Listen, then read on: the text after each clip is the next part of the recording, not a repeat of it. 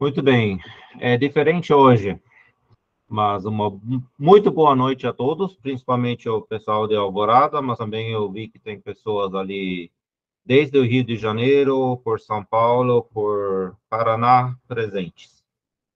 Então, uma boa noite a todos. E vamos continuar com o nosso estudo sobre a Igreja de Deus, que já iniciamos semana passada. Estamos no segundo bloco, reunidos como igreja, ou seja, falando mais da parte prática das reuniões. E já falamos sobre a reunião de edificação, vimos como ali os dons se manifestam que Deus deu à sua igreja.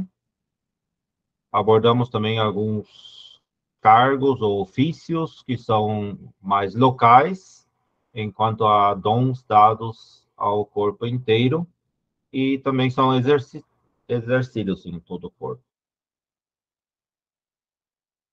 Falamos também da reunião da ceia do Senhor, da mesa do Senhor, uma e a mesma reunião, uma e a mesma coisa, contudo visto por ângulos diferentes, com ênfase diferente.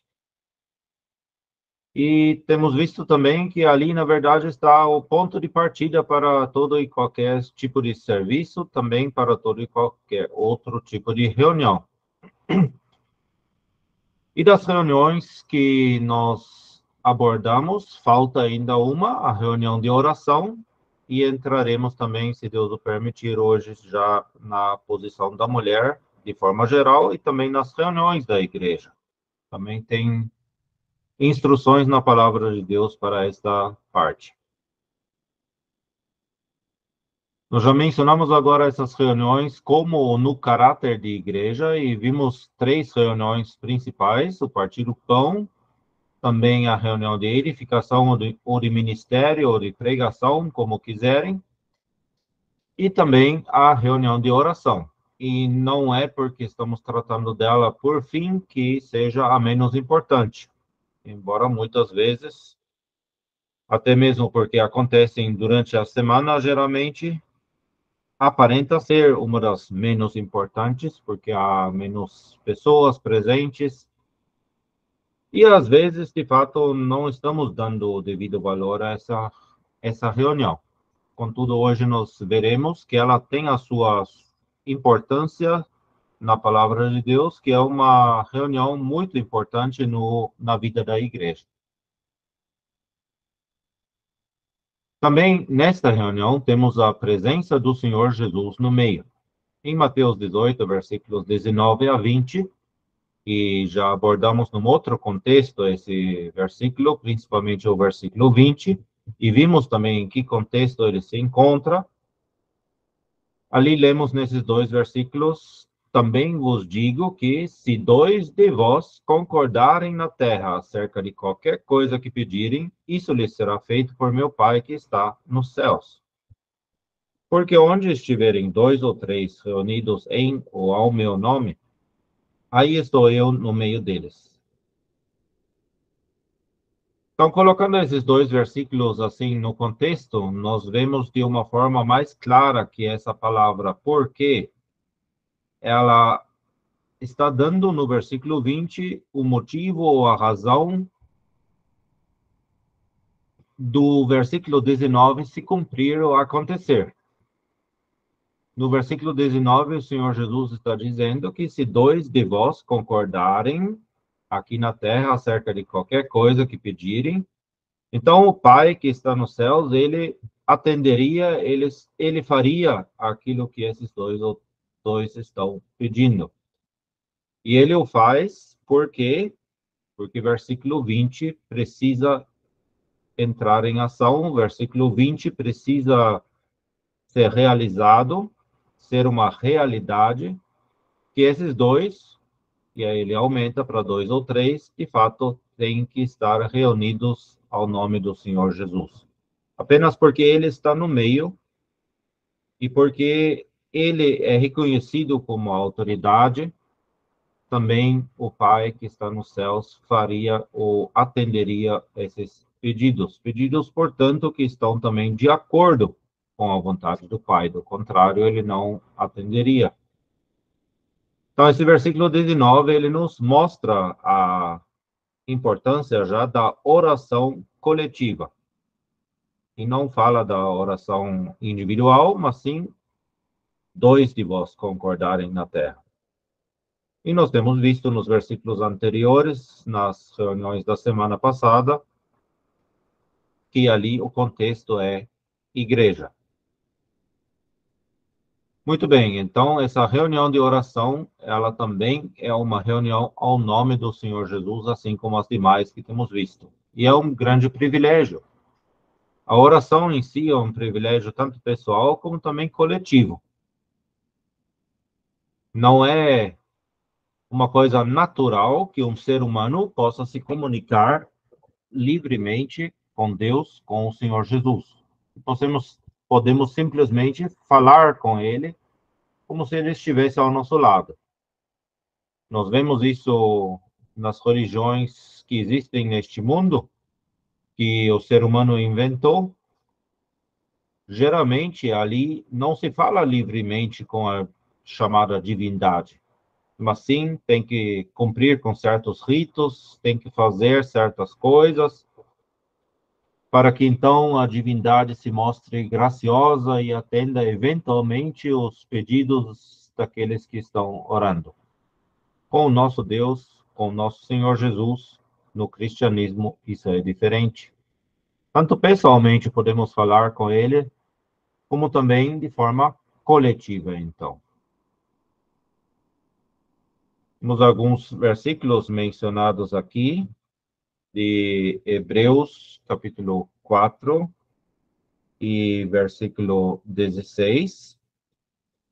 Nesse versículo, lemos que cheguemos, pois, com confiança ao trono da graça, para que possamos alcançar misericórdia e achar graça, a fim de sermos ajudados em tempo oportuno.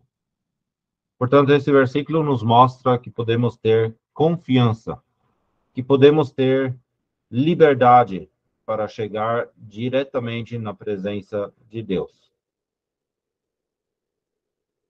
Na segunda passagem mencionada ali, que é Tiago, capítulo 5, versículo também 16, também temos uma oração em conjunto ali, e ali está ligado a confessar as culpas uns aos outros, orai uns pelos outros para que sareis. A oração feita por um justo pode muito em seus efeitos.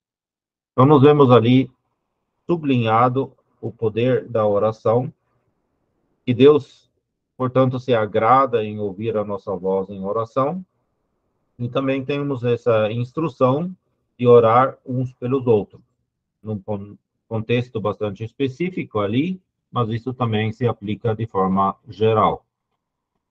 O caráter da reunião de oração e a valorização dela por parte dos crentes também é um bom indicador, um bom termômetro da condição espiritual de um testemunho local da igreja.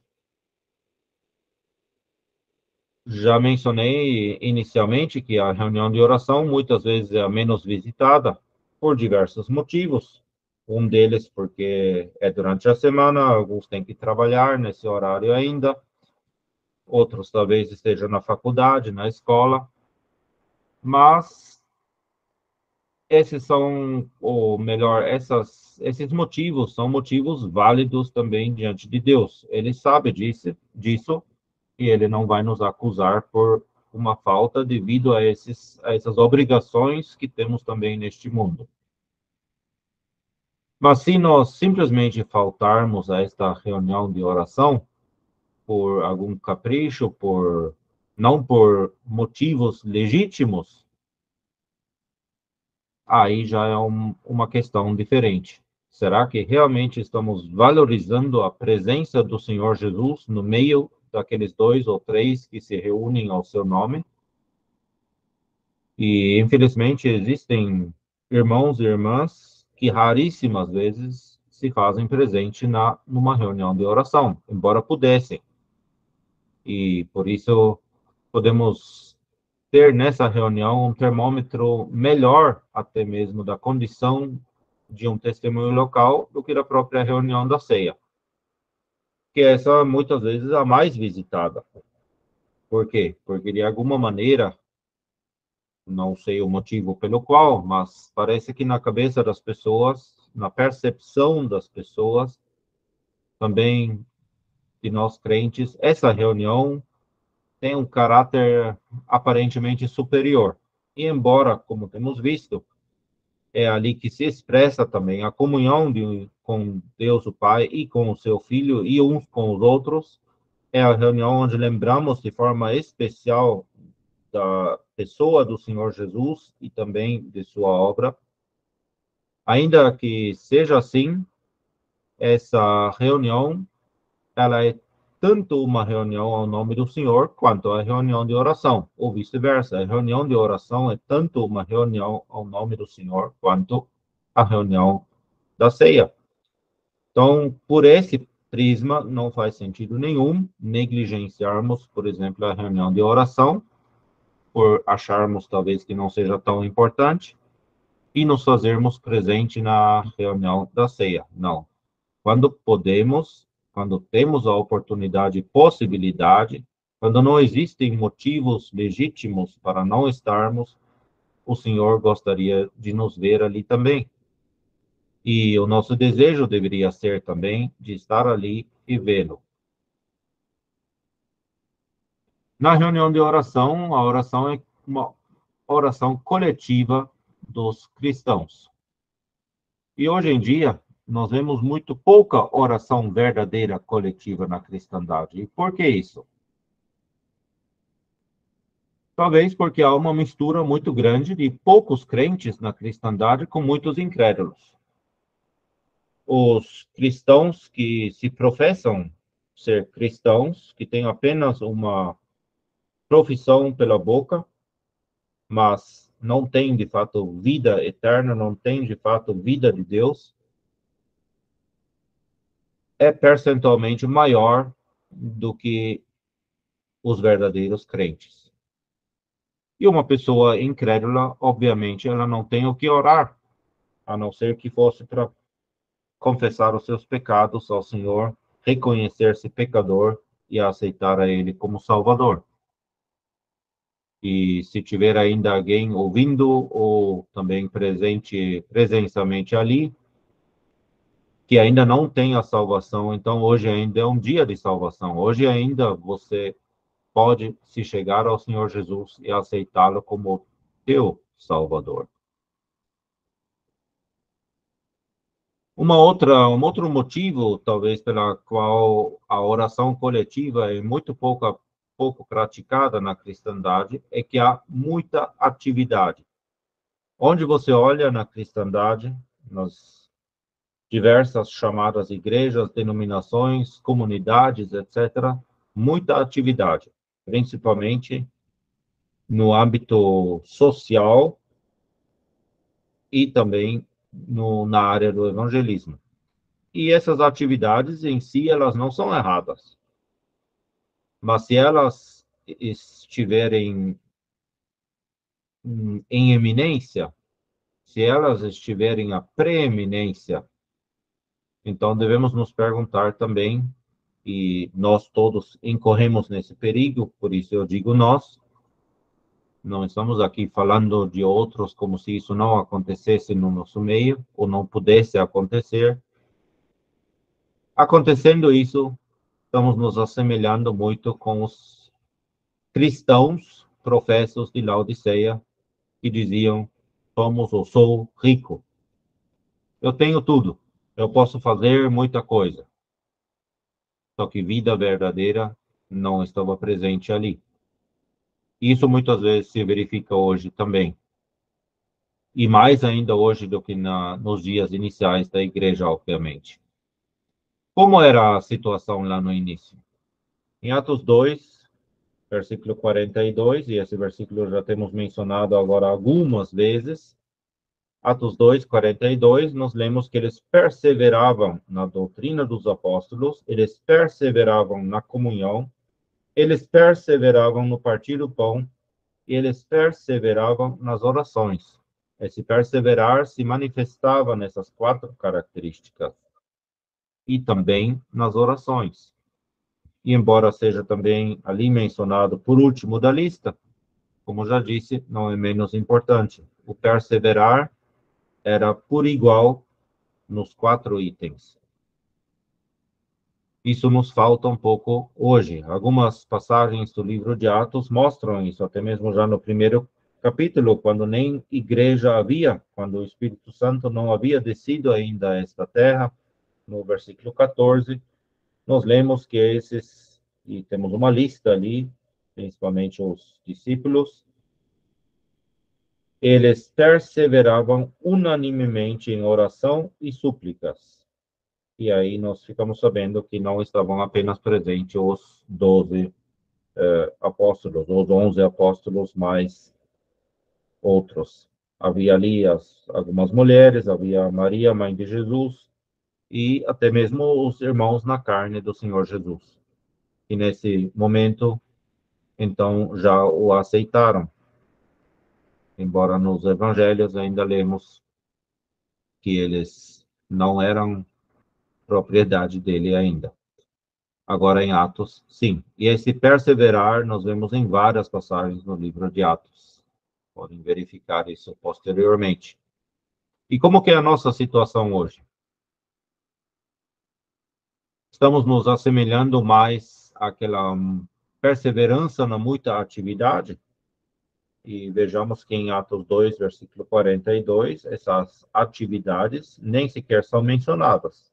Agora, como eu disse, não são erradas, não são sem importância, mas não estão ali mencionadas. O perseverar começa em outros pontos, na doutrina, na comunhão, no partir do pão e também nas orações. Evidenciamos, portanto, o espírito de Laodiceia ou estamos perseverando nas orações, inclusive mostrando isso, evidenciando isso por nossa presença nas reuniões onde o Senhor Jesus está no meio. Na cristandade, temos uma oração que muitas vezes é repetida como se fosse quase um mantra nas religiões orientais. Se repete sempre a mesma coisa. E essa oração é a tal chamada oração que nós conhecemos com o nome de Pai Nosso, segundo as primeiras palavras. É uma oração que o próprio Senhor Jesus ensinou aos seus discípulos. E devemos nos perguntar, já que é uma certa prática em muitas áreas da cristandade, será que é uma oração para ser repetida ainda hoje? Não podemos entrar em todos os detalhes agora dessa oração do Pai Nosso, e existe inclusive uma pequena literatura sobre isso, que explica isso bastante bem, e didática sobre esse Pai Nosso. A oração em si, obviamente, sendo ela ensinada pelo Senhor Jesus, é uma oração perfeita e, portanto, também boa. A oração em si, essa oração do Pai Nosso, não tem nada de errado. A questão é perfeita e boa para nós, cristãos da época da graça? E aí podemos verificar um princípio, que também a nossa oração, as nossas orações devem estar de acordo com aquela revelação a respeito de Deus que você e eu, como oradores, temos. E o Pai Nosso, será que ele está de acordo com a revelação que nós temos a respeito de Deus? Ele começa, Pai que está nos céus. A revelação do Pai está existente ali, sim, mas ainda, por meio dessa expressão que está nos céus, há uma certa distância. Não é simplesmente o Pai celestial, o Pai que é dos céus, mas sim o Pai que está nos céus. Isso automaticamente implica que o orador, nós, estamos na terra, e o Pai está no céu. Uma certa distância entre os dois. Contudo, hoje, nós já estamos assentados nos lugares celestiais em Cristo, segundo a Epístola aos Efésios. Não temos essa distância existente entre nós e o Pai. Existe, portanto, um outro grupo de pessoas que sim vai conhecer Deus como Pai, contudo, à distância. E esse grupo de pessoas é exemplificado pelos discípulos daquela época, ainda antes da fundação da igreja pelo próprio Senhor, e também esses discípulos, esse grupo, naquele momento, são uma figura do remanescente judaico no futuro, depois do arrebatamento da igreja e antes do estabelecimento do reino milenar. Eles vão ter uma certa noção a respeito de Deus enquanto Pai, mas também uma certa distância. Eles não eram, os discípulos não eram, naquele momento, e nem o remanescente judaico será no futuro, depois do arrebatamento da igreja, filhos de Deus, no sentido como nós hoje, na época da graça, o somos. Nós temos um privilégio muito superior. Nós temos uma relação, de fato, íntima de pai e filho. E isso se manifesta pelo fato de, em espírito, já estamos assentados nos lugares celestiais em Cristo. Estamos num lugar muito mais próximo. Além do mais, essa oração do Pai Nosso é uma oração individual. A orientação era para entrar no seu quarto e fechar a porta. Não era uma oração coletiva. Já por esse motivo, não faz muito sentido de ser repetido como uma oração coletiva. E se verificarmos o conteúdo nos detalhes, verificaremos que essa oração tampouco é uma oração adequada para um cristão hoje. Mais uma vez, eu aponto para aquela literatura sobre o Pai Nosso do irmão Ernst August Premika. Ele descreve muito bem isso em muito mais detalhes, como temos tempo hoje à noite. Mas esse Pai Nosso, essa oração que o Senhor Jesus ensinou, tem um valor moral. E esse valor moral que ela tem, é se podemos sim aplicar à nossa época, podemos tirar lições da forma como o Senhor Jesus ensinou os discípulos a orar. Não para repetirmos simplesmente palavras, mas sim para imitarmos alguns princípios morais. Por exemplo, Deus recebe a honra em primeiro plano. Ele e o seu nome estão em primeiro plano. Santificado seja o teu nome, o Senhor Jesus ensinou aos discípulos. Com toda essa honra a Deus, nós podemos dar de muitas maneiras diferentes, com muitas palavras diferentes, expressões diferentes. E é isso que Deus gostaria de ouvir. Assim como nós nos recordamos dos sacrifícios também, em um outro contexto já, podemos nos recordar desses sacrifícios do Antigo Testamento de novo, agora, e pensar em nossas orações. E se verificarmos esses sacrifícios, se nos ocuparmos com eles, aprendendo os detalhes a respeito e como eles falam em cada detalhe a respeito da pessoa do Senhor Jesus, também vendo algo de Deus, aí podemos de fato dar honra a Ele e ao seu nome de uma maneira muito mais profunda do que expressa nessas palavras desse Pai Nosso. Além do mais, também é reconhecido o governo de Deus. No pedido, venha o teu reino. Nós, como salvos da época da graça, não estamos esperando pelo reino de Deus. Isso também, ou pelo reino em si, o reino milenar. Isso também já mostra que essa oração do Pai Nosso não é bem adequado para um cristão de hoje.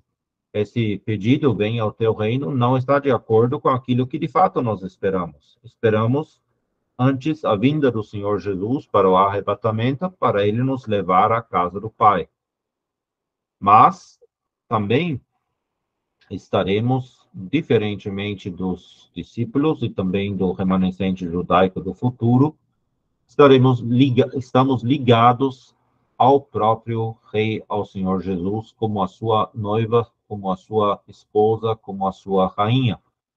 E por isso também podemos nos lembrar que Deus é quem governa este mundo, que tem tudo em suas mãos. E que esse governo de Deus um dia será estabelecido de forma plena e perfeita na pessoa do Senhor Jesus. Um outro ponto moral nessa oração do Pai Nosso é a obediência expressa. Seja feita a tua vontade. Essa frase o Senhor Jesus também repete de quase igual quando ele está no jardim do Getsemane.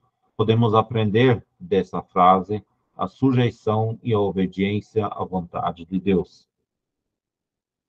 Também a dependência de Deus e do Senhor Jesus se expressa nessa oração, quando ele ensina aos discípulos disserem o Pai, o pão nosso de cada dia nos dá hoje, expressa uma dependência quando a vida natural.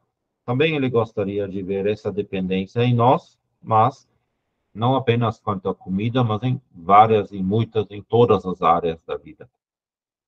Então, também ali, um princípio moral, sem necessidade de repetir as palavras exatas, mas sim falarmos e demonstrarmos essa dependência do Senhor e de Deus de diversas maneiras em oração. Essa oração também fala de um restabelecimento quando houve pecado, perdoa-nos as nossas dívidas. Esse pedido tampouco seria um pedido adequado para nós hoje, porque todos nós temos a nova natureza e embora acontece pecado em nossa vida, não deveria ser o normal do dia a dia.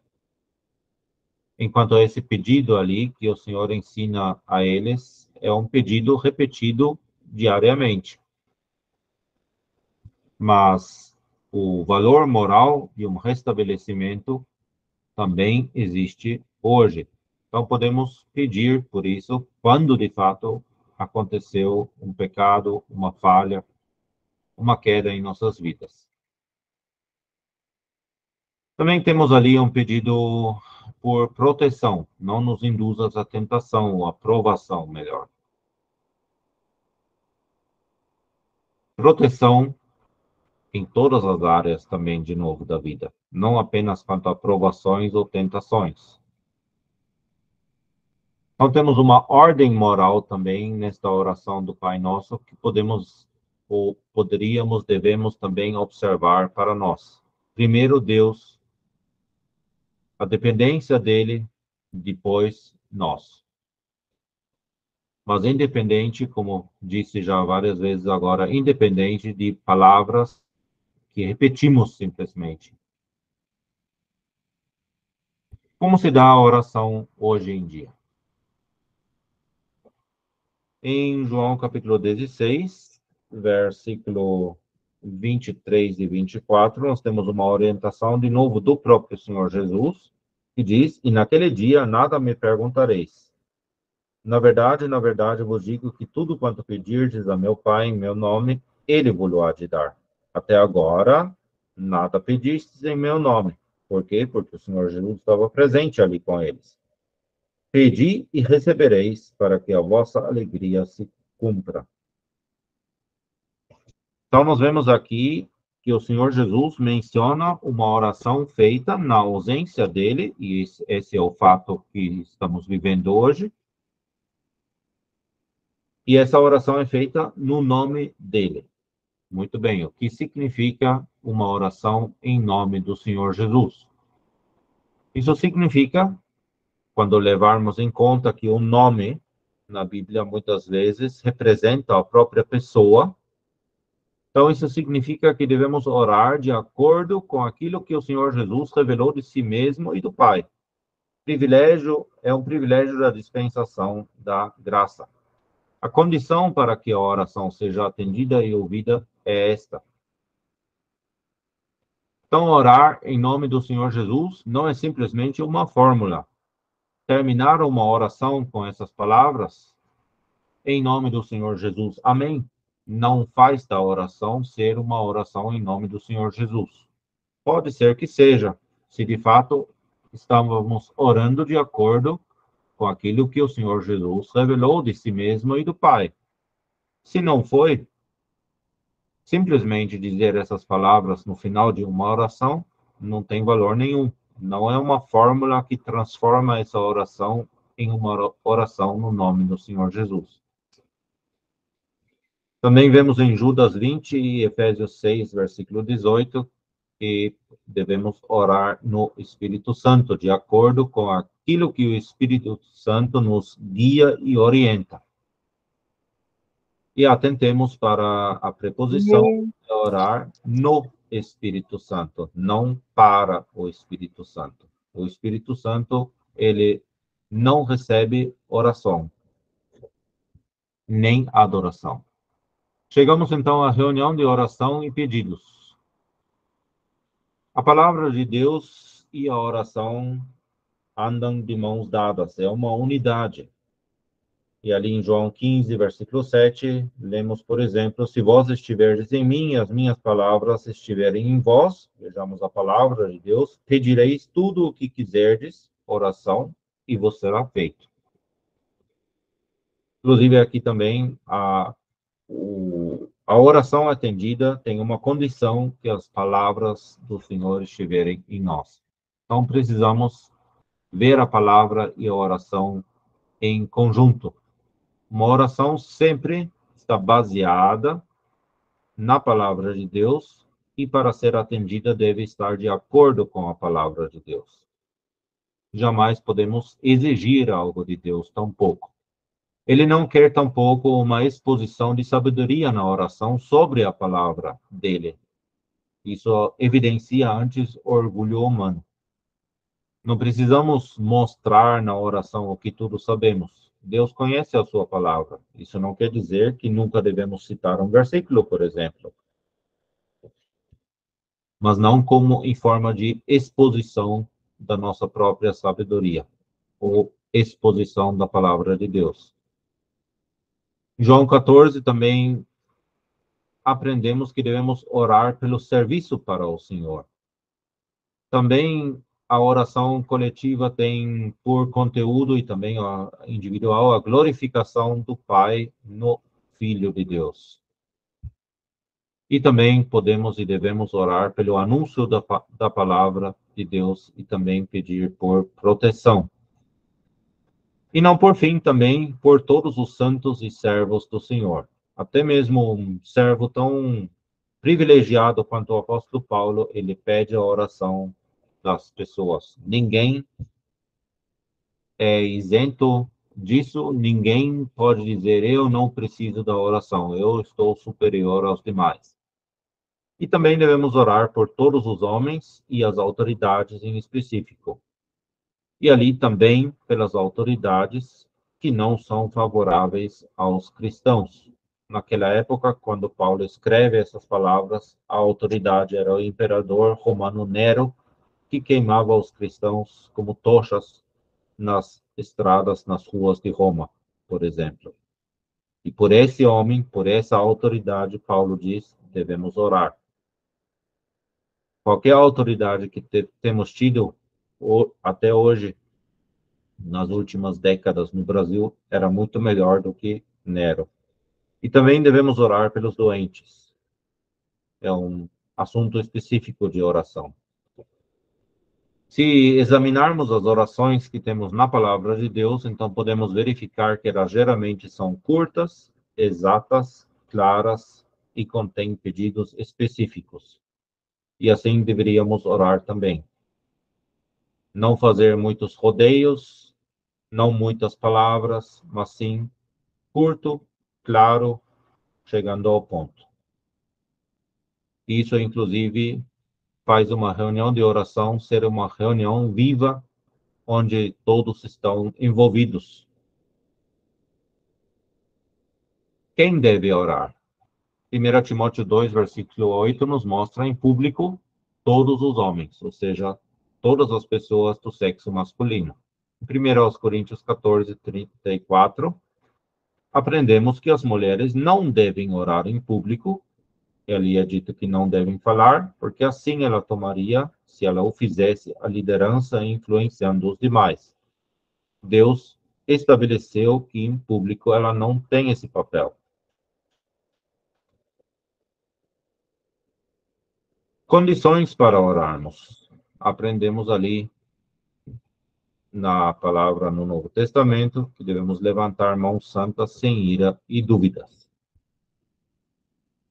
E por fim, ainda quanto à oração, a importância do amém. Geralmente o orador ele termina a sua oração com amém. O amém do português vem diretamente do hebraico amém, que significa assim seja, ou amém.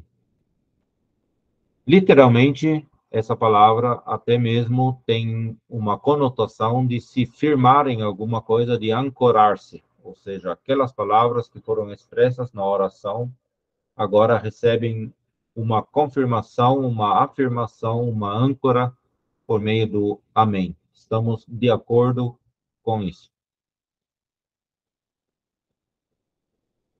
Assim fazemos nós da oração proferida por uma outra pessoa as nossas próprias palavras também. E assim, até mesmo as irmãs que não expressam uma oração em público estão se identificando com aquilo que é orado. No hebraico, essa palavra também tem uma ligação com essa raiz que significa ser firme ou resistente, constante, sincero e veraz, atitudes que devem ser também vistas e expressas nas orações. E esse amém deve ser pronunciado, sim, em voz alta e por todos. E agora chegamos na segunda parte dessa noite. Veremos a posição da mulher em geral, primeiro na criação, depois na queda, em pecado, também a posição que as irmãs têm no lar, ou a mulher de forma geral tem no lar, que ela tinha ou tinha debaixo da lei e também hoje. O lugar na criação. Gênesis 1, 27 e 2, 22, nós aprendemos que criou Deus o homem, e ali é o ser humano, a sua imagem. A imagem de Deus o criou. Macho e fêmea os criou. Ou seja, Deus criou um ser humano manifesto em dois aspectos, como masculino e feminino. Mas os dois juntos formam o ser humano. O ser humano seria incompleto se não existisse homem e mulher. E isso nos mostra já logo de início que diante de Deus, homem e mulher têm o mesmo valor. No versículo 22 do capítulo 2, aprendemos que o Senhor Deus tomou o homem e formou a mulher, trouxe a Adão. Ali também temos uma palavra específica no texto original, no hebraico. Essa palavra mulher ali é um derivado diretamente da palavra homem. E por isso algumas traduções tentam imitar isso, dizendo varão e varoa. Aí em português também temos a mesma raiz nas duas palavras. E é uma palavra que distingue, inclusive, o homem como tendo um certo poder, uma certa força. E quando a palavra de Deus, então, utiliza a mesma palavra apenas na forma feminina para descrever a mulher, também isso mostra que há, em sua posição diante de Deus, igualdade. Mas isso não quer dizer que na vida diária, dentro da ordem agora que Deus coloca em sua criação para a vida, isso não se manifeste de formas diferentes. Igualdade não significa necessariamente também ações iguais. Também em 1 aos Coríntios, é um trecho bastante conhecido, no capítulo 11, versículos 8 a 12, nós temos essa posição agora da mulher dentro da ordem de criação que Deus estabeleceu. Ela deve ser uma auxiliadora idônea, assim ela foi criada, ao mesmo nível, contudo diferente. A mulher, ela está, portanto, pela criação, ao lado do homem, ela não independe do sexo masculino e nem está acima dele, mas sim ao seu lado. Chegando agora a 1 Coríntios 11, versículo 3 em diante, nós vemos a seguinte ordem. Nós temos Deus, temos Cristo, temos o homem, e ele é igualado ali à glória de Deus, e temos a mulher, que recebe um título de honra, sendo a glória do homem. E ali podemos ver uma escada, uma relação de liderança e autoridade vindo de Deus até a mulher. Então, essa é a ordem que Deus colocou em sua criação. Deus é cabeça de Cristo, é a autoridade sobre Cristo. Cristo é a autoridade sobre o homem, quanto à posição aqui na Terra, obviamente, porque Cristo também é Deus. E o homem é cabeça, a autoridade sobre a mulher. E na outra direção, temos uma escadinha de sujeição. A mulher sujeita ao homem, o homem sujeito a Cristo, Cristo sujeito a Deus, enquanto homem aqui na Terra. Isso significa, em última instância, que se Cristo toma o seu lugar, se o homem toma o seu lugar, se a mulher toma o seu lugar, em última instância, todos estão sujeitos a Deus. E é isso que Deus gostaria de ver em sua criação. Infelizmente, o ser humano tem deturpado isso. Homem e mulher. Isso também vemos nos versículos 8 a 12. E aprendemos ali também que, versículo 11, nem o varão é sem a mulher, nem a mulher sem o varão no Senhor. Um equilíbrio perfeito divino. Idônea. Igualdade, embora haja diversidade em sua expressão.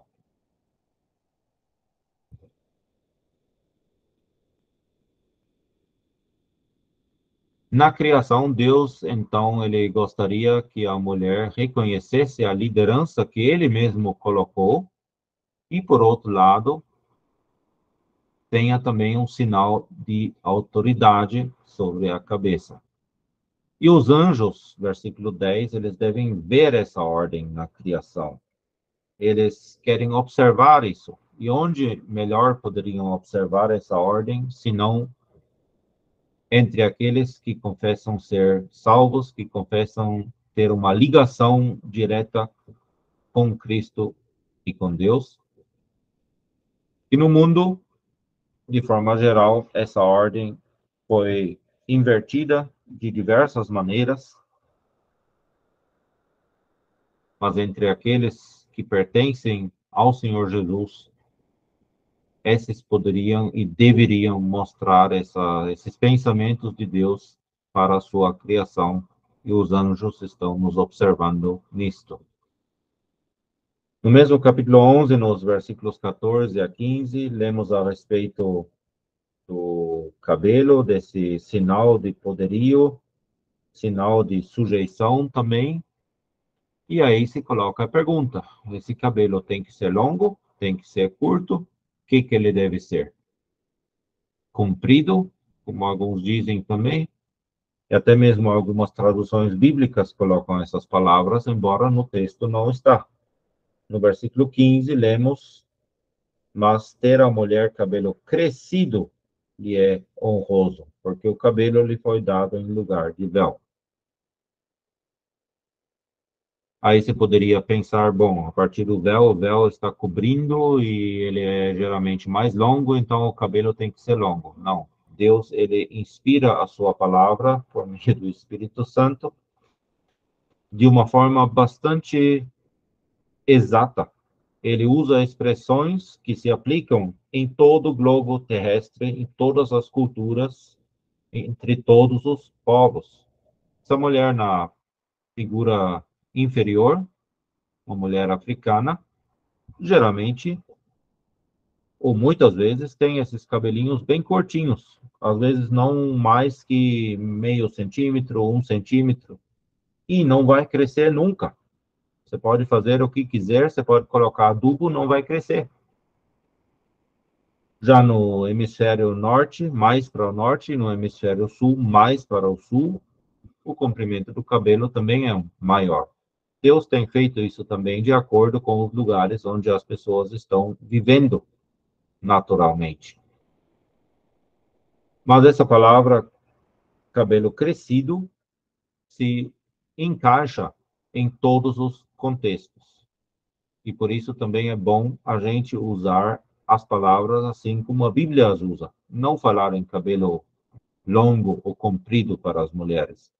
Aí, infelizmente, as nossas irmãs lá na África teriam um grande problema. Mas Deus considerou elas também. Aquilo que é natural e aquilo é honroso. O texto, portanto, aqui ele não enfatiza o tamanho exato, mas o fato dele servir de adorno natural à mulher. O significado desse cabelo é simplesmente um sinal natural de dependência, de submissão e modéstia. E as consequências, quando a mulher obedece nesse ponto também à palavra de Deus, é que há um reconhecimento de autoridade superior expresso por esse sinal natural. O homem sujeito a Cristo, Cristo sujeito a Deus, e a mulher sujeito ao homem. Isso deve se refletir em todos os âmbitos. Ainda que tenha um lugar diferenciado na sociedade hoje em dia, que isso é bem aceito, nem tudo que a sociedade aceita, ou muitas coisas que a sociedade aceita, não são mais de acordo com a palavra de Deus. Então, devemos também levar isso sempre em conta. Na queda em pecado, esse equilíbrio também já mudou. Havia consequências ali. Em Gênesis capítulo 3, Gênesis 3, versículo 16, Deus disse à mulher: multiplicarei grandemente a tua dor e a tua conceição. Com dor terás filhos, e o teu desejo será para o teu marido, e ele te dominará. A queda em pecado trouxe consequências que não eram originalmente planejadas por Deus. E também 1 Timóteo 2, versículos 11 a 14, podem servir para mostrar esse mesmo fato. 1 Timóteo 2, 11 a 14, nós lemos ali a mulher aprenda em silêncio, com toda a sujeição, e ali não se trata apenas de esposa para com marido, mas mulher de forma geral, sexo feminino. Aprenda em silêncio, com toda a sujeição. Não permita, porém, que a mulher ensine, nem use de autoridade sobre o marido, mas que esteja em silêncio. Porque primeiro foi, e isto é agora justificado, pela queda em pecado. Porque primeiro foi formado Adão, depois Eva. E Adão não foi enganado, mas a mulher, sendo enganada, caiu em transgressão. Deus está nos descrevendo aqui simplesmente os fatos. Eva foi a primeira que foi enganada. E ela caiu em pecado com isso. Adão, de certa maneira, não foi enganado. De fato, não. Ele caiu em pecado porque quis. Ele não foi enganado diretamente por Satanás. Ele mordeu porque ele quis morder, mais ainda do que Eva, que estava na frente ali. E Deus mostra aqui que isso significava uma certa incapacidade a respeito de liderança. Isso não quer dizer que haja menos capacidade entre as mulheres do que entre os homens. Deus lhe vetou, portanto, o lugar de autoridade. Isso é simplesmente algo que precisamos aceitar, porque Deus colocou isso assim no meio de sua criação.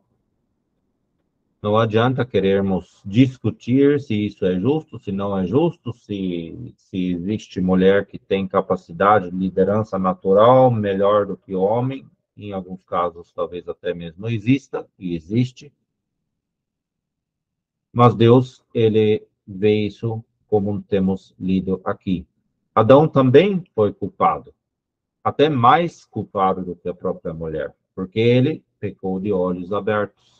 Ele também recebe a sua sentença específica por Deus. Mas nem a queda em pecado derrubou, assim dizer, a ordem de Deus para essa criação. Ela continua existindo, apenas com mais dificuldades do que antes. Temos algumas conclusões a tirar, então. Não se questiona ali as habilidades das mulheres. As mulheres têm muitas habilidades, habilidades às vezes superiores a nós homens. E dentro de sua posição na criação, executando essas habilidades, elas serão muito e muito úteis. Elas também têm muitas qualidades naturais e espirituais. Então, um pouco isso se questiona aqui. Ainda que lemos que a mulher aprenda em silêncio, que não é permitido que ela ensine, usando assim de autoridade sobre o marido, nesse caso, principalmente. Embora também engloba, de forma geral, os homens do sexo masculino, ou melhor, o sexo masculino e o sexo feminino como contrapostos. Elas têm essas qualidades naturais e espirituais. Muitas vezes têm mais conhecimento da palavra de Deus do que os próprios homens ou como os próprios maridos. Muitas vezes têm um discernimento espiritual maior. E vocês, queridas irmãs, vocês podem também ajudar nesse ponto. Serem ajudadoras idôneas, auxiliadoras idôneas, ajudando com as suas capacidades naturais, com as qualidades naturais, mas também com as suas capacidades espirituais aos seus maridos a ocuparem a posição deles diante do Senhor. E para isso não é necessário de se colocar acima, mas sim dentro do lugar que Deus tem previsto em sujeição, é possível ser uma boa, ótima ajudadora também no âmbito espiritual. Então, essas coisas não são questionadas ali. E mantendo-se no seu lugar, a irmã tem um serviço muito abençoado diante de Deus. Vocês podem ler posteriormente 1 Pedro 3, 1 a 6. Debaixo da lei, lemos em 1 Coríntios 14, versículo 34, assim como também ensina a lei, ou fala a lei.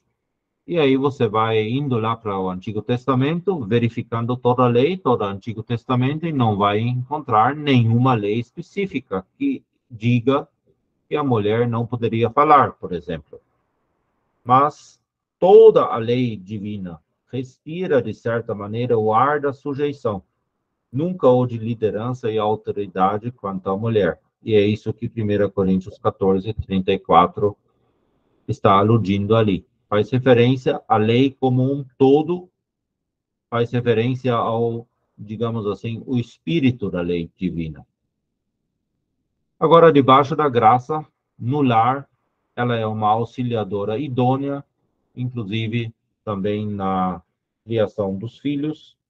Efésios 5, versículos 22 a 33, mostram muito bem essa sujeição e também mostra a exortação dada a nós maridos de amarmos nossas mulheres como Cristo amou a igreja. É essa a medida, o padrão de um convívio no lar, de um convívio em matrimônio. E ali as nossas esposas devem ser auxiliadoras idôneas, auxiliadoras que nos correspondem. Elas devem ajudar e se ocupar principalmente da criação dos filhos e governar a casa, respeitando o cabeça, o homem, no caso. Uma referência temos em 1 Timóteo 5, versículo 14. E essas tarefas são tarefas muito importantes também. Criação dos filhos. Será que na criação dos filhos não se mostra que as mulheres têm capacidade de liderança? Exercida em sua posição dentro da criação? Muito útil. Governar a casa. Isso requer que você saiba administrar até mesmo as finanças. Você tem muito mais acesso, talvez, a isso, você precisa mais disso do que o homem. O homem deve ser o provedor, mas a mulher deve ser também uma boa governadora, uma boa governanta, uma boa administradora da própria casa. Sempre em respeito à cabeça, ao seu marido, até mesmo na ausência do mesmo. Tem algumas atividades muito abençoadas por Deus também, muito importantes, como a hospitalidade, educação dos filhos, já mencionamos, ajuda no sustento, sem prejudicar as suas demais atribuições. Sabemos que algumas mulheres precisam até mesmo, talvez, executar um trabalho. E aquela mulher em Provérbios 31, nos versículos 10 a 31, nós vemos que ela não era uma folgada, não. Ela trabalhava sim e ela ajudava no sustento da casa. Contudo, sem prejudicar as suas demais atribuições. Ela não negligenciava a educação dos filhos, ela não negligenciava a hospitalidade, o governo da casa ou outras coisas mais. Mas sim fazia ou ajudava no sustento da casa de acordo com essas demais atribuições. Isso também hoje ainda é possível ser assim. Chegamos ao público, cuidados para com outras pessoas. Um exemplo, Dorcas. Ela trabalhava, ela ajudava outras pessoas em público. Contudo, não é permitido, segundo a palavra de Deus, o ensino em uma audiência mista, se a mulher estiver entre mulheres ou entre crianças, ou seja, em um âmbito onde ela está entre iguais dentro da ordem de Deus na criação, ou até mesmo em uma posição de autoridade sobre as crianças, ali ela pode sim ensinar também, deve até mesmo ensinar as mais velhas, as mais novas e assim por diante. Isso é importante também. Ela não deve, contudo, exercer a autoridade sobre o homem, nem na sua presença, nem na sua ausência. Tem um ensino Tem uma esfera específica de ensino? Tem uma esfera de evangelismo pessoal? Sim. Fazer a obra de um evangelista não é limitado aos homens. O dom do evangelista em público, geralmente sim. Embora possa haver uma mulher que tenha também esse dom e exerce esse dom entre mulheres, entre crianças. Então, existem ensinos que podem ser dados em sua devida esfera e aí são muito úteis. Também devem ensinar as crianças, também isso é muitíssimo importante. Vocês, irmãs, têm um papel muito importante nessa área e muitas vezes um acesso muito mais fácil às crianças do que nós homens. Na igreja, contudo, devem manter silêncio, segundo 1 Coríntios 14, 34, justamente porque ali se evidencia de forma mais nítida a ordem de Deus na criação deve se manifestar ali. Ali, de uma forma especial, os anjos estão observando. Portanto, obviamente, ali ela não deve ensinar. Ela deve manter ali o seu lugar de sujeição e não ocupar um lugar de liderança. Embora, muitas vezes, isso hoje na cristandade também é invertida. A ordem divina, ela se reflete em todas essas esferas. E ali entra também a cobertura da cabeça, segundo 1 Coríntios 11, versículos 3 a 13. Isso vamos passar agora um pouquinho mais rápido. Quando a mulher deve se cobrir, 1 Coríntios 11, versículo 5, mostra quando ela ora ou profetiza, e como profetizar é algo que somente pode se dar de voz audível, ali também o orar é um orar audível no versículo 5. Esse orar audível, contudo, não se dá em reuniões de igreja, não entra em choque com 1 Coríntios 14, mas em outros momentos, por exemplo, estando com outras mulheres, estando com crianças, e ali, quando a mulher ora, ela deve se cobrir. Quem deve se cobrir? Toda mulher, seja ela casada ou solteira, não tem nada a ver. De que maneira e por que deve se cobrir? Primeiro, para reconhecer a autoridade do homem, seja pai, marido ou de forma geral. Os exemplos no Antigo Testamento, e o versículo 10 também mostra isso em 1 Coríntios 11. Também deve se cobrir para não ser uma vergonha, cobre a sua glória, a sua honra, 1 Coríntios 11, versículo 6. E a glória da mulher é, por um lado, o cabelo, e ela mesma é glória do homem.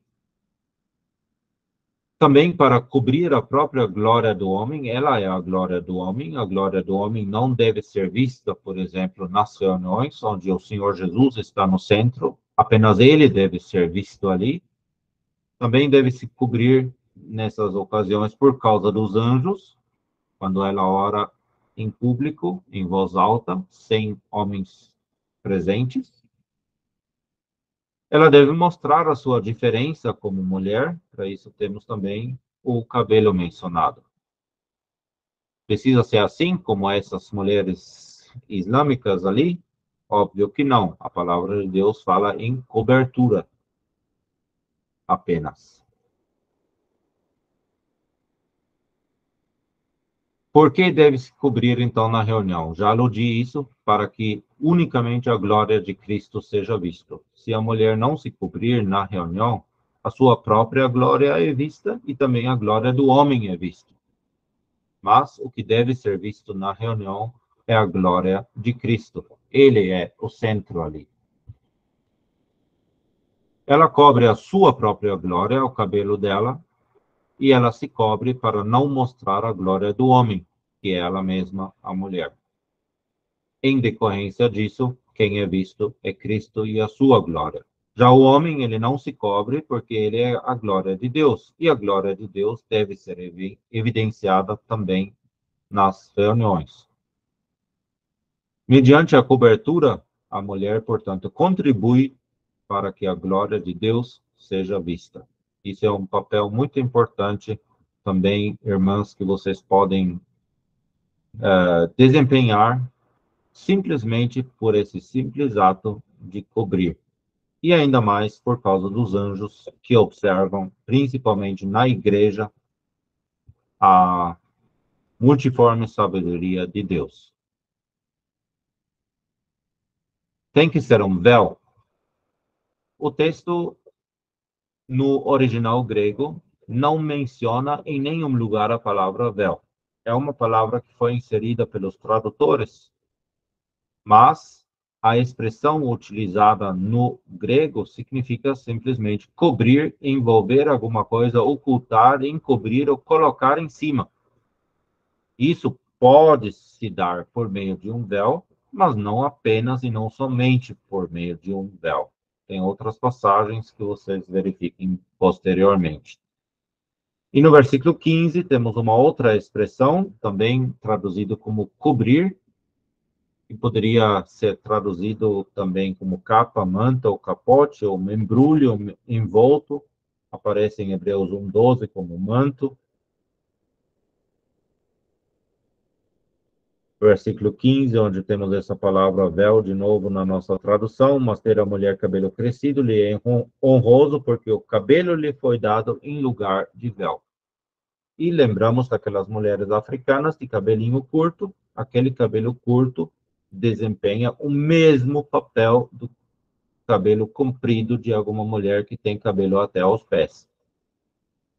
Para Deus, é esse cabelo crescido que desempenha esse papel de cobrir em ocasiões onde, de repente, você não tenha uma outra cobertura disponível e vai expressar uma oração, por exemplo. Obviamente, sempre não de desacordo com 1 Coríntios 14 e nem ocupando o lugar do homem, na presença de um homem. O apóstolo ele não enfatiza, portanto, a cobertura, mas sim o cabelo feminino como algo natural que a cobre e diferencia do homem. E, em algumas ocasiões, então, a cobertura se faz necessária. Chegamos ao fim dessa parte também. Vocês perceberam que é muito material, poderia ser muito mais tempo, mas, infelizmente, não temos todo esse tempo.